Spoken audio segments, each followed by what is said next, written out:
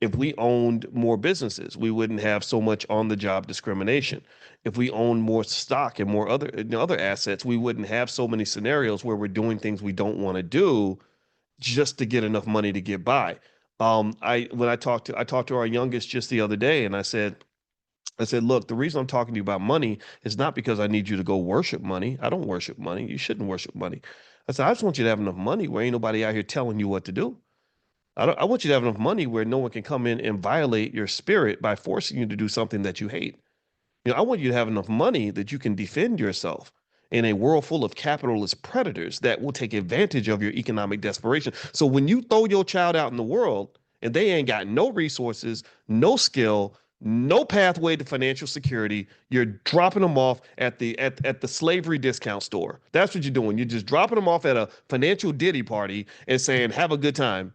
And literally, I'm telling you, and this is me being 100% real with you, and this is where I start acting triggered and I start feeling passionate about it. It's like, why would you do that to your child? Why would you do that to your grandchild? When just a little bit of preparation would have made a hell of a difference. Just the other day, Trump announced something about $1,000 being put in every kid's account or something when they're a baby, and it would be invested in the S&P 500. And I was like, okay.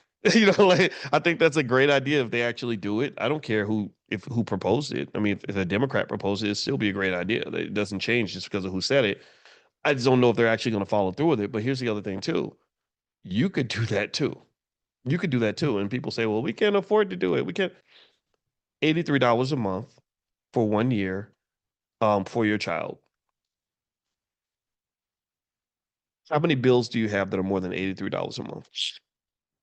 You have 1,000 bills that are more than $83 a month, but you tell me you can't, for the most important thing, one of the most important things you'll ever do in your life. You can't put aside that money and pop it into an account for the kid and just leave it there. Or maybe put that $1,000 a year in there. I don't even think it should be $1,000 one time. I think it should be $1,000 a year or more, maybe 2,000 a year or whatever, right? Break it down into months. That becomes so 2,000 a year is $160 a month. 3,000 a year is about what, $240 a month. You got a car note that's $700. So how are you going to tell me you don't love your child as much as you love your car?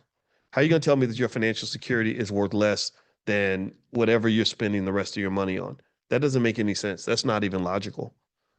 But maybe the reason it wasn't ever in your consciousness is because nobody ever talked to you about this because they led you to live under the false assumption that financial insecurity is just a common condition. It's an uncurable disease that everybody just has to deal with. And that's just simply not true. You don't even have to work for people if you don't want to. If you prepare a child enough in advance and give them enough resources, enough skill, they never have to have a job ever. And which completely flips the whole paradigm of how we live on its head. We're used to just thinking like, well, what are you going to be when you grow up? How about just being happy?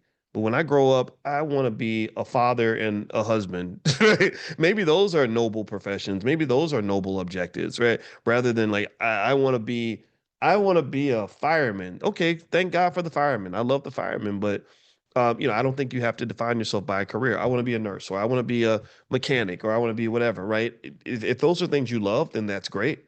But what I find is that there are a lot of people who don't want to go to work, who don't like what they're doing, and they're doing jobs that they wouldn't normally like. You're taking orders at Wendy's